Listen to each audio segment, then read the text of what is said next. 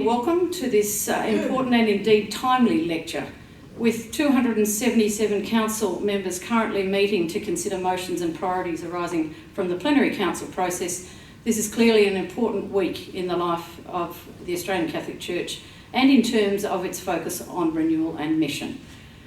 Chris, in his recent article, Australia First and Foremost in the Tablet, observed that Australian Catholics have been blazing a trail, and through our Plenary Council process, we have had the opportunity to not only recognise past failures, but to talk about how we change culture and to move boldly forward.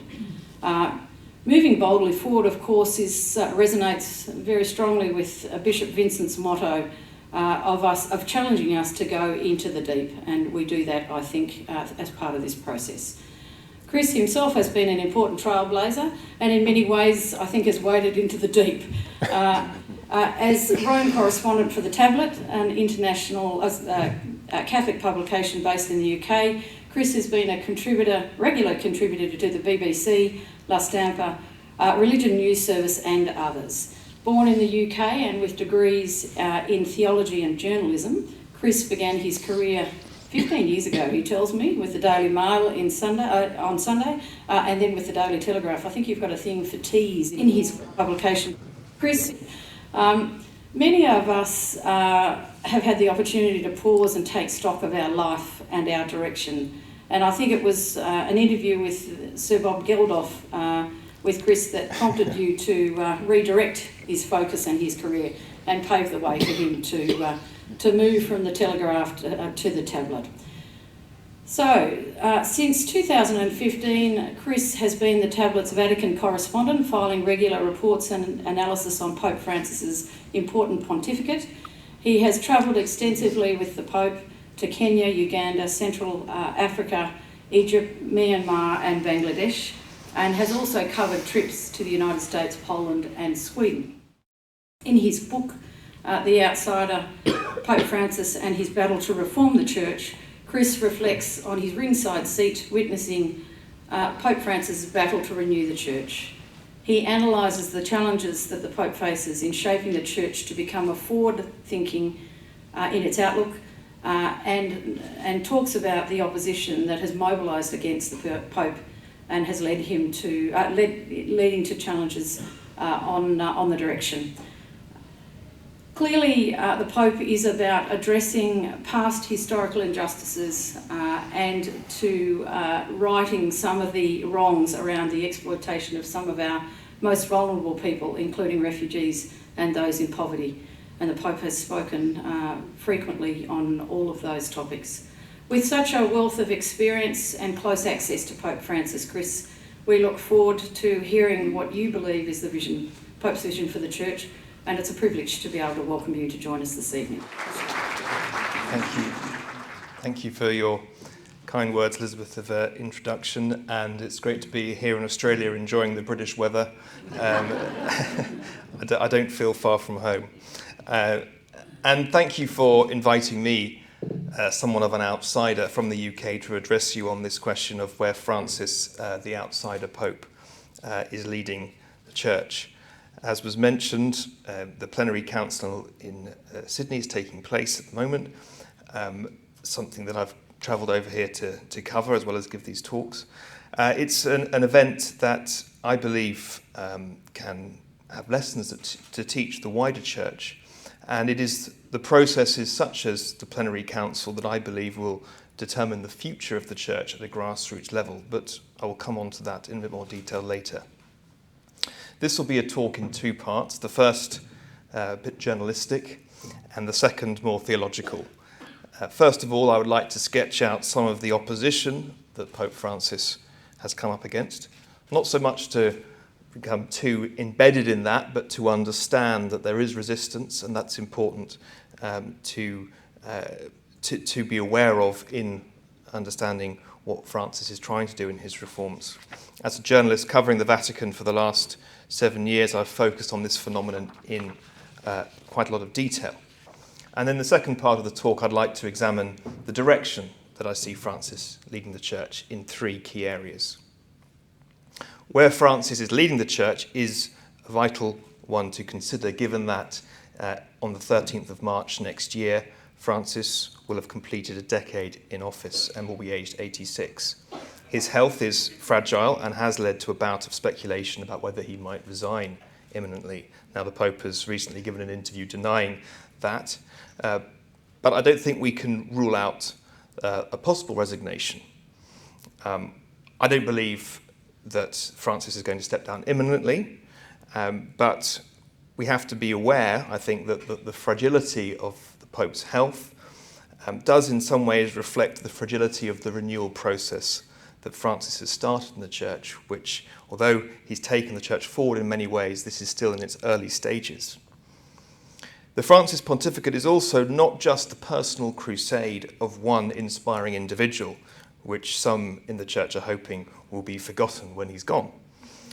I believe this papacy is an event that is helping to definitively reshape the Church for the third millennium. So it's important to see the Francis pontificate as something that is changing the Church, not just an inspiring individual on a particular crusade. So it may be tempting to think that if an individual no less than the U2 frontman Bono praises your contribution and ministry, then you're on your way to some considerable popularity. Just recently, Bono was in Rome meeting Pope Francis for the launch of the pontifical foundation, the Scholas Occurrentes, an education initiative. You know, who wouldn't welcome the endorsement from a global superstar like Bono? Or was the late theologian Hans Kung more accurate when he wrote about this Pope soon after his election that, and I quote, "Doubtless he will awaken powerful opposition, above all in the powerhouse of the Roman Curia, opposition that is difficult to withstand. Those in power in the Vatican are not likely to abandon power that has been accumulated since the Middle Ages." Now, whatever happens inside the halls of influence in the Vatican or at the lavishly funded anti-Francis conferences in the United States, the Pope has the support of the people of God across the Church and more broadly. Poll after poll shows this. But it was the juxtaposition between a Pope who so evidently has the people behind him on the one hand, while at the same time coming under unprecedented internal attacks from powerful forces inside the Church, that inspired me to write my book. To my mind, this was the story of the Francis pontificate and deserved further investigation. How can a Pope both make an incredible global impact, yet also arouse intense opposition at the same time? And can he succeed in the battle for church reform? My thesis about the opposition that Francis faced is as follows. At its heart, the Francis pontificate is an attempt to implement a gospel-based reform of the Church by applying the essentials of the Christian faith. It is rooted in a deep trust in the action of the Holy Spirit to update and renew the Church, including in its structures. At the same time, the Pope has embarked on his papal ministry with a steely determination and a shrewd strategic approach, which has often unnerved and wrong-footed those who assumed they were always going to call the shots at the highest levels of the Church. He is, of course, an outsider who has modelled his pontificate on St. Francis of Assisi, that wonderful saint of poverty, peace, and care for creation. This Pope, like St. Francis, seeks a renewal of the Church first and foremost in living the gospel authentically, embracing poverty, simplicity, and the natural world. It's about mission rather than maintaining the Church's institutional prestige or financial position. As I write in my book, Francis is also the first Pope in more than 100 years to have never worked or studied in Rome before his election. This makes him an outsider to the clerical establishment where so many have spent time in Rome, either as students or officials in the Vatican. As Cardinal Bergoglio in Buenos Aires, Francis maintained a relatively low profile. He did not have a big network in Rome and the Vatican. When Benedict XVI resigned, it was actually a journalist, my colleague Jerry O'Connell of American magazine, who called the future Pope to tell him the news. Francis arrived in Rome for the 2013 conclave with a bag and a return ticket to Argentina. Now, why does that matter? What it shows is that Francis does not owe his position to anyone and can operate with complete freedom. As Pope, he's refused to be scripted or controlled by the central church apparatus, the Roman Curia. He regularly speaks off the cuff, something which has given many Vatican officials heart palpitations. The outsider Pope has threatened the status quo of power in the church, and this is why he arouses opposition. His decision to live in the Casa Santa Marta, where he makes use of a 40-square-metre bedroom and study, shocked people in the Vatican at first, who expected him to live in the Apostolic Palace, and they are still unhappy about it to this day. Of course, the Pope's living arrangements made it more clear, or was a very strong contrast with a number of high-ranking prelates in the Vatican who live in vast apartments. Like the doctors of the law and the religious authorities in Jesus' time, Francis' approach is deeply concerting to those in positions of power. The reaction in Rome to Francis' call for a poor church for the poor can sometimes be likened to a scene from Yes Minister, that British television series, with Sir Humphrey, the senior civil servant. It goes something like this. Of course, Holy Father, I must salute you for your desire to see a poor church for the poor, but I'm not sure it's practicable at this moment in time. There was one moment early on in his pontificate when the Pope was speaking to the church's charitable arm, Caritas, and the talk was being broadcast into the Vatican press room where journalists such as me work, and we could listen into it. Francis was stressing the urgency of helping the poorest, and he made the suggestion that, if necessary, the church buildings in Rome could be sold to help. At that point, the broadcast of the talk was suddenly cut. It was done, I was told, on the orders of a senior Vatican official, but he's no longer in office. It is, I believe, the Pope's consistent and relentless focus on a lived, authentic Christianity that stirs up these reactionary forces against him. Now, Francis is not a conservative or a liberal. He is a radical who places the emphasis of a lived practice of faith and resisting all attempts to ideologize the church or the church's teaching. His pastoral approach and his bold gestures, such as opening up the Sistine Chapel to private tours for the homeless or to bring back refugees on the papal plane, are not things that he decides at a high-level strategy meeting. They are his attempts to instinctively respond to the movement of the Spirit, and this makes Francis an unpredictable force. Now, while much of the opposition in Rome has operated under the surface in that Sir Humphrey-style way and feline manoeuvres against Francis, he has faced unprecedented public resistance to his authority in ways that would have been unthinkable during the tenure of John Paul II or Benedict XVI. Early on, the cardinal in charge of the Vatican's doctrine office, no longer in post, but he made the extraordinary claim that Francis was, quote, more pastoral, and therefore it's up to this cardinal to theologically structure this pontificate. He made that claim despite the role of the Pope as the supreme pastor and teacher of all the faithful, with responsibility to defend and promote doctrine. What the cardinal was saying was, we can't trust the Latin American Pope to be in charge of theology. Another curial cardinal, no longer in post, but this time in charge of liturgy, repeatedly made statements that undermined Francis and for months resisted a specific and very simple request to allow women to be part of the foot washing ritual on Holy Thursday. It took over a year to produce what was, I think, around a 100-word decree. Now, I should point out that the last 9 years, Francis has taken definitive steps to reform the Curia, which is something which is an ongoing process, and we can talk about that later. And there are many there who are working very hard in the Vatican to serve the Pope. I'm also not suggesting that Francis is somehow above criticism. Neither is he. He has offered some of the most dramatic personal apologies that a Pope has given, particularly over his mistakes in handling the sexual abuse scandal in Chile. He's also been tolerant to his opponents and allows for disagreement among some of his closest advisors. What I argue in my book is that the guerrilla warfare that we've seen launched against the Pope seeks to question his very right to exercise papal authority. And it's this level of opposition that's not been seen in such a long time. The seeds, I think, for the most dramatic attacks on Francis were sown during the synod meetings on the family in 2014 and 2015, when the Pope and his fellow bishops sought to articulate a renewed teaching on family life that focused on mercy and accompaniment. In his teaching document, Amoris Laetitia, Francis codified this vision and opened up the path for divorced and remarried Catholics to receive communion. This was bitterly opposed by a small group of cardinals who then publicly challenged Francis's teaching. But this was not merely a difference of theological opinion. What began as a kind of theological resistance from those family synods quickly became political resistance.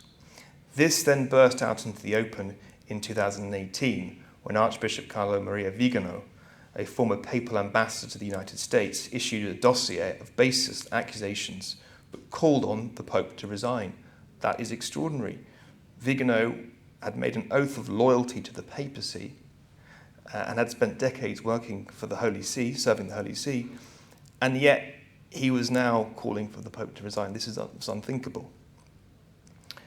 But where did that attack come from? In April 2018, I sat in a conference centre in Rome listening to one of the cardinals who was opposed to this teaching that Francis had put forward on giving communion to divorced and remarried. This high-profile cardinal from the United States was giving a long speech in April 2018 on, quote, the limits of papal authority, an implicit attack on Francis. Now, given this cardinal was renowned as a standard bearer of Catholic orthodoxy, who in the past had demanded full obedience to Popes John Paul II and Benedict, the topic of the speech seemed quite ironic. One of those in the audience listening that day was Archbishop Vigano. 4 months later, his dossier against Francis was released. Now, it must be remembered that Archbishop Vigano has strong links in the United States, and that is where another or one of the strongest areas of resistance to Francis can be found. He has a number of backers, Archbishop Vigano, from wealthy donors who oppose Francis, and a number of those donors, like Archbishop Vigano, backed President Donald Trump, and they want the Church to relentlessly focus on a few wedge culture war issues such as abortion and same-sex marriage. So you can see the politicisation of the opposition with this involvement of those who are morphing a support for a political position and using that in their resistance against Francis. Of course, the Pope has steadfastly resisted attempts to draw the Church into culture wars. He has spoken out strongly on defence of the unborn, but he insists that being pro-life is to defend all life, including opposition to the death penalty. And of course, those in the United States are often strangely silent on that point. The wealthy backers who have allies in the church hierarchy, who are opposed to Francis, are distressed by the Pope's open and outspoken advocacy for migrants, care for the environment. And when it came to the publication of Laudato Si, the landmark encyclical on the environment that Pope Francis issued, we saw politicians who were Catholic, Republicans, such as Rick Santorum and Jeb Bush, publicly criticise Francis for trying to intervene on this topic. There was also a wrecking ball attempt in Rome, with Francis's encyclical leaked to a journalist critical of this pontificate as a way to try and lessen its impact. And although it's 7 years since the publication of Laudato Si, which updates the Church's social teaching in very significant ways on the environment, linking the cry of the earth with the cry of the poor, it has not really been communicated to ordinary Catholics in the United States. It's actually better known outside the Church than in. It is encouraging to see at the Plenary Council the proposed commitment to ensure every parish and organisation has an action plan for implementing Laudato Si and protecting the environment. But this kind of ignoring of the Pope's teaching can also be seen with Amoris Laetitia, the family life teaching. The recent findings of a synod survey in England and Wales showed that it's just not known very well. There is no point denying that a significant portion of clergy and bishops, particularly in the English-speaking world, have resisted or ignored a lot of Francis's teachings. And that opposition has a very big megaphone. There is one Catholic media network based in the United States and the largest religious affairs broadcaster in the world that has become a platform for some of the deeply hostile coverage of this pontificate. That network pushed the now debunked claims made against Francis by Vigano, calling for him to resign, and also carried out a series of interviews with President Donald Trump and his supporters. When the Pope published his book, Let Us Dream, a critical and very serious attempt by Francis to address the COVID-19 crisis and the social challenges, it received coverage from across the world. But in that Catholic network, there was not a scintilla of coverage of the book, bar a short blog post. Certain Catholic media have pushed a hostile or skewed narrative about this pontificate, arguing either that Francis is a dangerous liberal, a woke pope who is dismantling the church's tradition, or a kind of dictator pope who is trying to enforce his will onto the church. It can't be both. You might expect those kind of lines of attacks from commentators working for media outlets outside of the Catholic media. So it is extraordinary that these narratives are being pushed so relentlessly by Catholic media outlets. Now, in many respects, the opposition that Francis faces shows he's moving with purpose and clarity. And it does reveal a sickness in elements of the Church's life and culture which Francis is seeking to heal. As I said earlier, I don't think we should become too bogged down in the opposition, but we need to understand it. And I think it's important to recognise that the opposition shows that he's moving, I believe, in the right direction. After almost 10 years of this pontificate, a series of definitive and irreversible reforms have been made. And as one cardinal put it to me, the Church does not have a reverse gear. Yet it is a battle, and many are asking, who is winning? Could another pope turn back the Franciscan reforms?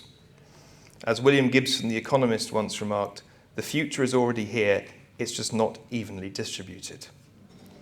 I would like to suggest 3 ways that the Francis pontificate is trying to distribute the future, and how even beyond this papacy, the Church has embarked on a new direction of travel. The first is the implementation of the Second Vatican Council, that decisive moment when the Church defined itself as the people of God and sought to reconnect itself with the early Christians and give centrality to the Word of God. Now, more than 60 years on, I think we can be said to be in a decisive third phase of Vatican II. Francis has made sure that discussions or the interpretations of the Council are not central to his pontificate. It's not about trying to see the Council either as aggiornamento, updating, or ressourcement, going back to the sources, but both. He's moved beyond a hermeneutic of interpreting the Council through simply a textual analysis of the documents. He sees Vatican II as a moment in the life of the Church that sets the path for the future. When it comes to the Council, Francis has focused on the practical implementation of Vatican II, which seeks to do this in the present moment rather than by simply looking backwards. In Francis, we have a Pope who has made the acceptance of the Council a non-negotiable. And he's described the non-acceptance of the Council as the great problem for the Church today. And he has said that it's in the United States where there are significant groups who do not accept the Council. One of the ways that Francis has implemented the Council's vision, I believe, is through his work with other faiths, building on Vatican II's declaration Nostra Aetate, which condemned anti-Semitism and opened a new chapter on relations between the Church and other faiths. During this pontificate, Francis has forged a new relationship with the Muslim world by signing the landmark Human Fraternity document with the Grand Imam of Al-Azhar. He's also met the Ayatollah al-Sistani in Iraq, who's the highly respected Shia authority. So the Grand Imam of Al-Azhar is the leading Sunni authority, so he's tried to build relations with both branches of Islam, both of the main ones. Through his interfaith work, the Pope has not waited for leaders to come to him, but he crosses the other side of the street, literally, to engage in the listening process. In Iraq, it was Francis who got out of the car and walked down the back streets of Najaf so he could meet al-Sistani in his home. It was the Pope who went to the flat of the Holocaust survivor Edith Bruck in Rome. He's offering a model to follow.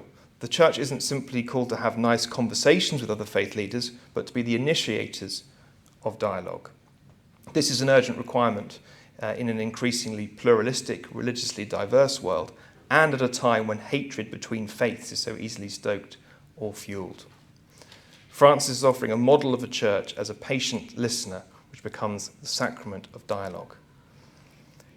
The Pope has also refused to ignore the restorationist mentality which seeks to go back to pre-Vatican II ways, particularly when it comes to the liturgy. After all, one of the signature reforms of the Council was a renewal of how Catholics worship. While popes of the past had offered some concessions on the old Tridentine rite, Francis has issued tight restrictions on the pre-Vatican II traditional Latin Mass, as it's called. Now, it's sometimes argued that the Pope is restricting people's desire to worship in Latin, but this is really not the case. Latin is still used in the big papal masses in St. Peter's Basilica, so there's no restriction on Latin. The issue is ecclesiology, how the Church is seen. Francis believes the old rite promotes pre-Vatican II ecclesiology, so rejecting the liturgical reforms of the Council is a rejection of the Council itself. Now, in parts of the English-speaking world, particularly in seminaries, there has been a growing trend to embrace the old rite and pre-conciliar styles. The Pope has now taken some firm steps to make this more difficult. And while dialogue is always possible, Francis has set down a red line when it comes to Vatican II, which he's determined that the Church will continue to implement. The second direction the Pope is taking the Church is one to becoming more synodal. With the global synodal process currently taking place, he's launched the most ambitious reform project since Vatican II, and it's one that's likely to have profound implications. Put simply, a synodal church is one that listens, engages in dialogue, and discerns under the guidance of the Holy Spirit. I believe the Plenary Council in Australia is a very good example of that attempt to become a synodal church. And what strikes me as highly significant is that in the Plenary Council process, the underlying vision is one of a church that implements Vatican II. Now, this is a long process that the Church has embarked upon. It's going to take time and it will vary from different countries. But there are already some common characteristics that we're seeing emerge from the synodal conversations that have taken place in synodal processes. One of them is giving a more visible role to women and seeking to include lay people in decision-making and governance. This is about asking everyone to take a share in the responsibility for the mission of the Church and to tackle clericalism. The synod process has consistently cited clericalism as the root cause of dysfunction and abuse in the Church. So it's important to see that in his recent reform of the Roman Curia, the Pope has stated that any suitably qualified layperson can lead a Vatican office, stressing that governance in the Church does not come from ordination, but from receiving a particular mission. And I note that the Plenary Council is arguing a similar point. Another feature emerging from the synodal journey so far is for the urgent need to find new paths to transmit the Christian faith to a younger generation. Across the Western world, we see young people disconnected from the Church. Now, a synodal church is not saying, here's a way to get them back, but is instead calling for learning the art of accompaniment. The synodal conversations have repeatedly emphasised the need to include the marginalised, particularly LGBTQ Catholics, many of whom have felt excluded and deeply hurt by the Church in the past. The Francis pontificate has modelled this art of accompaniment throughout his pontificate, and I think he's showing what a synodal church looks like through his leadership. The third direction of travel is for a church called to be a prophetic voice working at the peripheries. One senior Vatican official remarked to me recently that in Rome it can often feel like a bubble, where what goes on in the Curia becomes disconnected from the rest of the church. Francis, this official told me, had changed that by bringing the periphery to the centre. The Pope is asking each of us, all members of the church, to seek out the peripheries wherever they are, and he has repeatedly illustrated what he means by this. Take, for example, his visit to Madagascar in 2019, where he went to the village built by Father Pedro Opeka to house people who had previously been living on a municipal rubbish dump in the hills just outside the capital. Francis, in a speech, invited those in that place in Madagascar to witness to life in a place that spoke only of death and destruction. He praised the life and work of Father Pedro Opeka, not a churchman working in the Apostolic Palace, but a priest who'd spent 20 years serving people living on a rubbish tip. This, according to Pope Francis, is living the gospel authentically. Take his attempts to listen to the indigenous people from the Amazon during the 2019 Synod and spending hours with those indigenous abuse survivors who had been forced to attend church-run schools in Canada. I'm sure the Pope would also salute the Plenary Council's attempts to listen and integrate Aboriginal and Torres Strait Island peoples into the church. We then have one of the first forays of the Pope when he went to the island of Lampedusa, just a matter of months after being elected. While celebrating Mass there, he said in his homily, "Today, no one in our world feels responsible." This is for the migrants' crisis. "We have lost a sense of responsibility for our brothers and sisters. We have fallen into the hypocrisy of the priest and the Levite, whom Jesus described in the parable of the Good Samaritan. We see our brother half dead on the side of the road, and perhaps we say to ourselves, 'Poor soul,' and then go on our way. Those whom the world has despised, those that several politicians have described in the least compassionate terms, Pope Francis presents before us as our brothers and sisters. He wants the church to speak out from the margins for the marginalised. He is the outsider Pope who has associated his papacy with those on the outside. I like to think that Pope Francis is trying to implement what we could describe as the upside-down economics of the gospel. The last is first, the outside is the insider. Blessed are the poor, for theirs is the kingdom of heaven. He's made this case at the very top of the church with his appointment of cardinals, many of them bishops working on the peripheries, and those who would never have expected to receive a cardinal's appointment. He's made service, not status, the guiding principle. Now, some in the church may be hoping that a future pope will turn the clock back, and there are already manoeuvres to ensure, or to try and ensure, that an anti-Francis candidate emerges from the next conclave. Time will tell if they are successful or not. But whatever happens, the Francis papacy has set down a definitive marker that cannot be erased. Even if the opponents of Francis are successful in finding a candidate at the next conclave who is willing to undo the Franciscan reforms, the papacy of Jorge Bergoglio, Pope Francis, will remain the lodestar pointing the people of God forwards. Thank you for listening.